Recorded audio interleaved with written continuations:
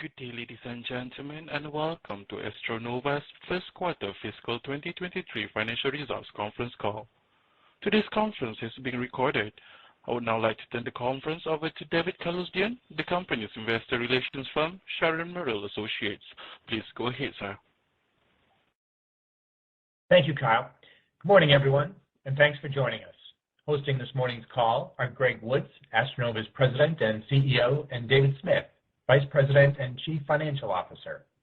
Greg will discuss the company's operating highlights. David will take you through the financials at a high level. Greg will make some concluding comments, and then management will be happy to take your questions. By now, you should have received a copy of the earnings release that was issued today. If you don't have a copy, please go to the investors page of the AstroNova website, www.astronovainc.com. Please note that statements made during today's call that are not statements of historical fact are considered forward-looking statements within the meaning of the Private Securities Litigation Reform Act of 1934. These forward-looking statements are based on a number of assumptions that could involve risks and uncertainties. Accordingly, actual results could differ materially except as required by law. Any forward-looking statements speak only as of today, June 8, 2022. AstroNova undertakes no obligation to update these forward-looking statements. For further information regarding the forward-looking statements and the factors that may cause differences, please see the risk factors in AstroNova's annual report on Form 10-K and the other filings the company makes with the Securities and Exchange Commission. On today's call, management will be referring to non-GAAP financial measures. AstroNova believes that the inclusion of these measures helps investors gain a meaningful understanding of the changes in the company's core operating results and can also help investors who wish to make comparisons between AstroNova and other companies on both a GAAP and non-GAAP basis. A reconciliation of non-GAAP financial measures to their most directly comparable GAAP measures is available in today's earnings release. With that, I'll now turn the call over to Greg. Thanks, David, and good morning, everyone.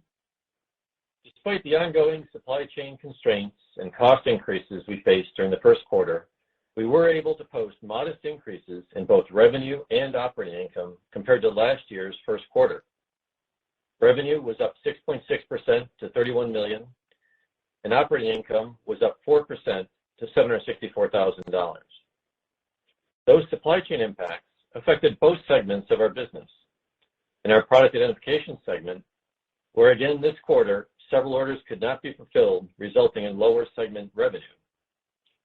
Product identification revenue declined 6% in the quarter to $21.7 million, and operating income was $1.4 million, or 6.5% of product revenue, compared to $2.7 million, or 11.8% of product revenue in the same period last year. On the innovation front, as mentioned in this morning's press release, we are about to further extend the breadth of our industry-leading quick label product line by launching our first printer specifically designed for the entry-level segment of the on-site digital color label printing market.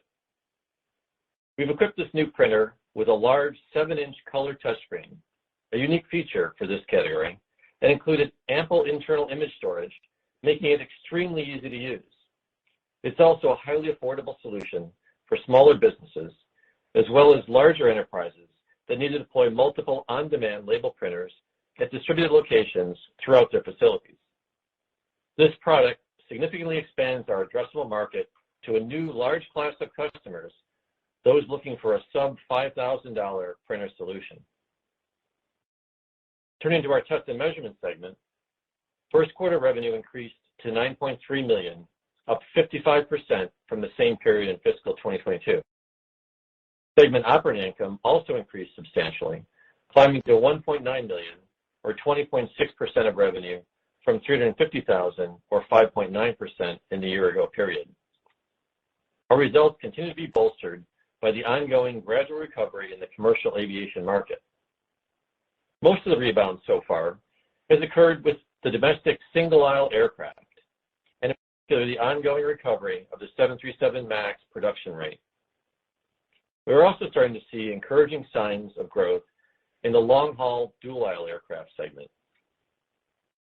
In addition to the increased production rates of commercial and business aircraft, the overall air traffic growth benefits our aerospace parts and repair businesses, which continued to increase during the quarter. One area that is still lagging, however, is Asia, and in particular China. We're hopeful that this region too will start ramping up later this year. In the test and measurement segment's data acquisition product lines, we're also seeing stronger demand. In particular, we are benefiting from some of last year's program wins in the defense sector. Especially in demand are our high-end EV5000 systems that are being deployed at several U.S. installations this year. In addition to the defense segment, we are also making inroads with our data acquisition offerings in the power industry, where we have scored design wins in various applications ranging from solar to battery to nuclear power monitoring and troubleshooting. In closing, despite the current macro environmental challenges, we are making headway in addressing supply chain and cost issues in both segments of our business, including sourcing alternative components and materials, as well as boosting inventories to buffer disruptions. Additionally, we are increasing prices in areas that have seen higher input costs, where we have the opportunity to do so. We believe these and other countermeasures underway will better position us in the future. Although it will take time for the increases to be fully reflected in our results, we expect to begin seeing those in the second half of this year. Now, let me turn the call over to David for the financial review.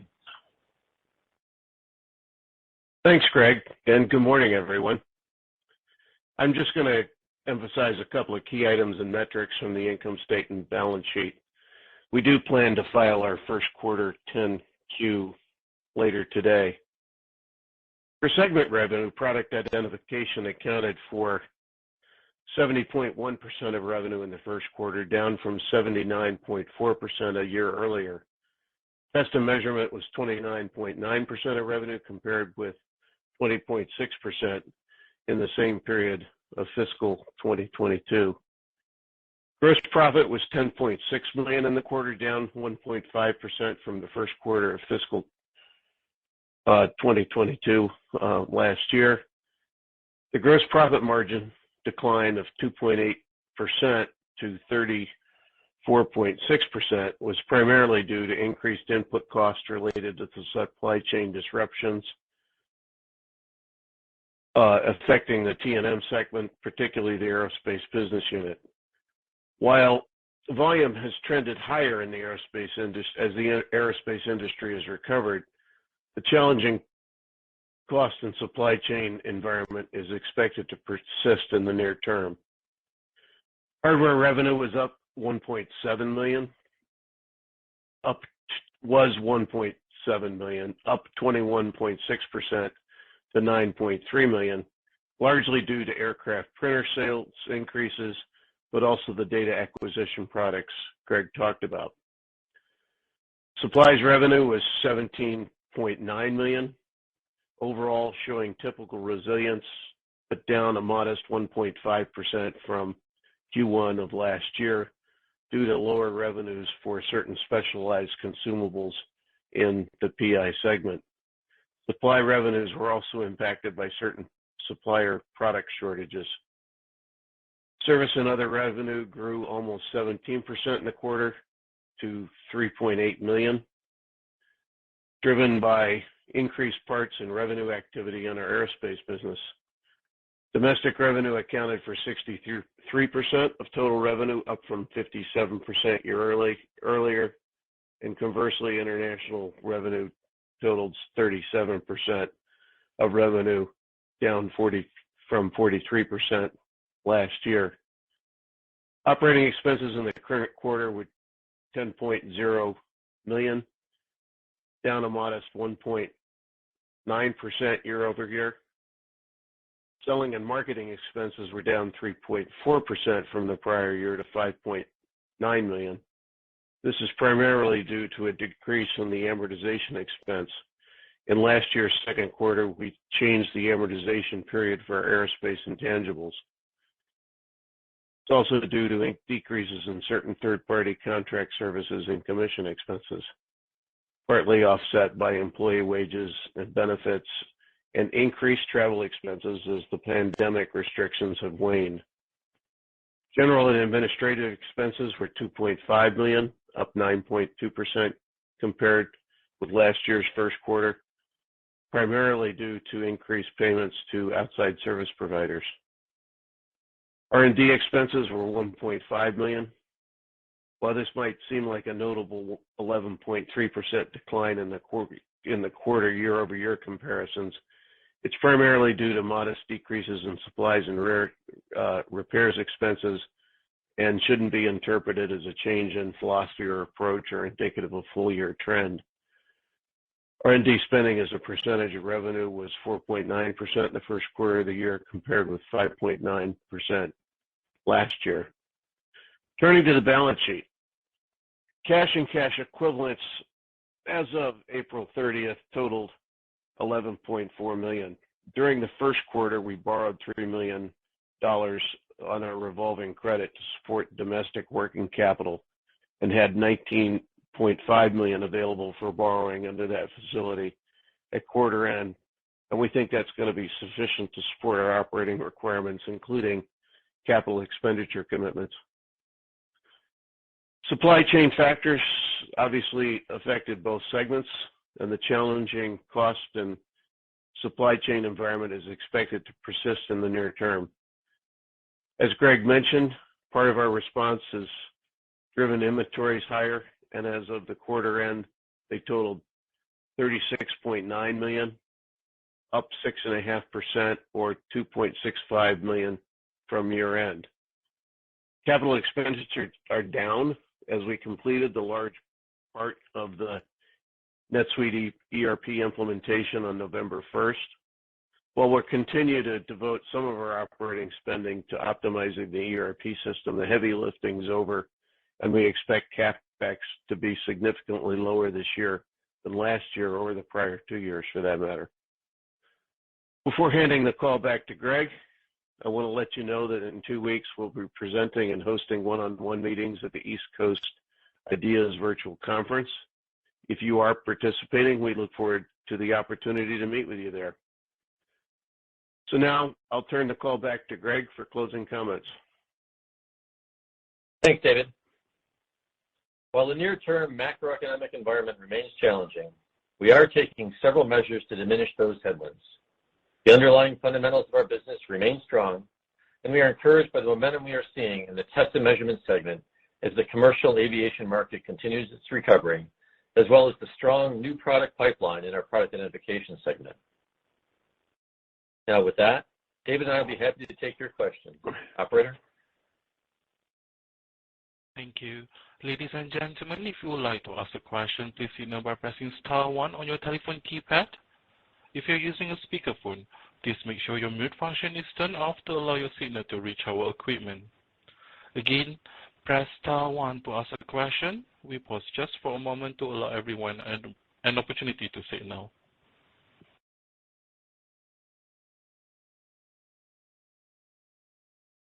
Once again, star 1 to ask a question. That is star 1 to ask a question.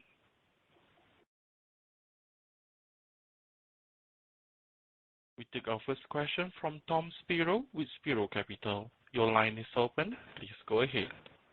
Good morning. Morning, Tom. On the test and measurement side of the company, the revenues were quite strong in the quarter, strongest they've been in a while.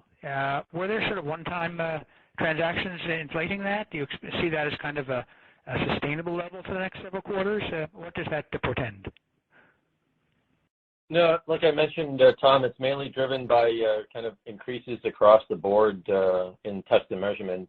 Really, the data acquisition piece contributed to that, but it's primarily the aerospace recovery is boosting that up. And we're not back to where we were, but it's coming back in a pretty nice fashion. And so far it looks like it's going to continue doing that. And the margins in that section, segment were also quite strong. I think roughly 20%. Same question: is that inflated by some perhaps unusually profitable transaction or two, or is that broadly speaking sustainable? I think it's generally a pretty good mix. It's really a function of better absorption as the volume increases. Oh, that's great. That's great. Thanks much. The inventory is running high, as you mentioned, because of the supply chain issues. Do you see inventories growing from here, or do you now have the inventory at levels for these levels of sales that are sufficient? Yeah, there's still That some remains we to be hands on, Tom. So when we can get things, we tend to buy quite a bit of it just because we have a lot of things that we still can't get our hands on. So probably for the next couple of quarters, it's going to be on that kind of trend where we're going to get what we can get. Maybe even looking out at 4 or 5 months worth of inventory if we can lock it up. So, you had a comment, David? Yeah, I think we're probably in a heavy inventory period for a little while yet. I don't think it's going to get dramatically better in the near term. But I think it'll trend consistent with revenue and cost of goods trends. Okay, that's helpful. Thanks. And on the product identification side, you've mentioned in the last several quarters that some sales in each of those quarters were lost because of supply chain, not lost, deferred, because of supply chain issues and pushed into the succeeding quarter. And as I try to think it through, it would seem to me that unless the amount of deferrals is increasing, that impact should sort of wash in succeeding quarters. That is to say, what in this quarter, what we couldn't ship for supply chain issues might have been offset by what was brought into this quarter from the prior quarter. Am I thinking about this right, or are the deferrals increasing? What's going on there? Yeah, that's basically correct. I mean, we have it's kind of across the board, and one big thing that is abating now is there's a major paper supplier which feeds into a lot of our media. You might remember in product identification, media is actually a bigger piece of the supplies business than inks and toners and such. So they were on a strike for a while. That strike is over. Plus, we've been sourcing from different companies, but it takes a while we have to produce that. So it's not like we just take an ink tank and ship it to someone. It goes through a production process. So we're hopeful that we'll start chipping away at that starting probably the end of this quarter and then into Q3. Oh, that's great. That's great. Let's see. I'll get back in line now. Thank you. Okay. Thank you. Just a reminder that is star one to ask a question, star one to ask a question. We take our next question from Josh Milas with MKH Management. Yes. Hi, good morning, guys. Hey, George. Hi. A follow-up on Tom's question about the margins at in test and measurement. David, I think you said that the gross margin was affected a little bit primarily on the T&M segment. So if that were not the case, the margin would be even slightly higher. Is that correct? Well, yeah. If we hadn't had some margin difficulties, on the gross margin, it would have been more profitable. But it's primarily a function of the supply chain stuff that we've been talking about. To a lesser extent, mix, but as those unwind, which hopefully they will, as supply chain conditions improve, we'd hope to be able to take advantage of some of that. Okay, but the major impact of the supply chain issues on the gross margin were on the T&M segment. Well, they impacted both segments. We did not break those. We didn't break those out. All of the impacts out by segment, which is a challenge in any event. Okay. And on the revenue on the T&M side, it seems like, is there a way to break down the printer with the data acquisition? I know usually you don't do that, but I'm just curious if you would do that this time because data acquisition seemed to have had a nice rebound. Yeah, we don't break out specific product lines in either segment, actually. Okay. But yeah, we are seeing, it's nice to see it improving, and the majority of that segment remains in the aerospace area. Yeah. So the aerospace is really driven by aircraft sort of production. On the data acquisition side, it's maybe a little bit more project oriented, right? Yeah, that's correct. It's it's a bit more predictable in terms of tying it to aircraft production and actually aircraft usage. Which those numbers are pretty well known. Whereas in data acquisition, it's a lot of different projects. Yeah. Okay, great. And then just one question on the P&I segment. The new product that you have, the QLE-100, seems like it's interesting how it sort of both touches sort of the SMB segment, but also large companies that may have multiple facilities. Do you see that more as a defensive move to sort of secure the entry-level category, or do you think that there's a great deal of growth potential in that space? Yeah, from our market research, it's a much higher unit volume space, and we've seen that with our own, sales force been clamoring for something like this. And we looked at a number of Me Too type products. There's a lot of them out there that look the same. But our R&D folks really put the emphasis on, kind of a differentiator. That's, we would have liked to have had this probably a couple of years ago, but, we don't. But we think the wait was well worth it. And to answer your other question, yeah, it's in both spaces. Like sometimes we find customers that would really love to get one of our, let's say, QO120 products, but they can't really afford it yet for a variety of reasons. So that's one part of the market that we can address. And the other one is these production facilities where they may want to replace a Zebra, black and white printer with a color printer at the end of a production line, but they have, 20 production lines in their building. So each one would need a printer, and they don't necessarily want to put a $10,000 printer at each of those spots. So that's kind of the other big market that we see for it, with our own internal demand. Yeah. Okay, great. That sounds great. Okay, thank you very much. Sure, George. Thank you. We have follow-up question from Tom Spiro with Spiro Capital. Your line is open. Please go ahead. Yeah, on the new product on P&I, do you see much potential for cannibalization of your existing products? Not likely, because it's really more of a kind of an entry-level product, like I mentioned, and what we really expect would happen is, as some of these businesses maybe can't afford a 120, one of our higher-end printers, higher volume printers, as their business grows, they could step up to it. And one of the nice features I didn't mention is that the same media that runs in this printer, we've designed it such that you could take that roll of media out of the little printer and put it into the QO120 and just carry on at a higher resolution, faster production rate. So it's really designed to be part of a family of products. And how many new products in P&I do you anticipate rolling out this year?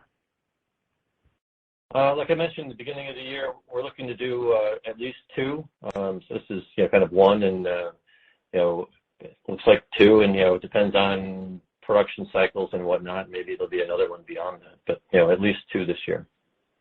Okay, thanks much, and good luck. Thanks, Tom. Have a good day. It appears we have no additional questions in the queue at this time. I would like to turn the call back to the management for any additional or closing comments. Okay, I'd just like to thank everyone for joining us here this morning, and we'll look forward to keeping you updated on our progress, and look forward to seeing some of you at the IDEAS conference. Have a good day. Thank you, and that concludes today's call. Thank you for your participation. You may now disconnect.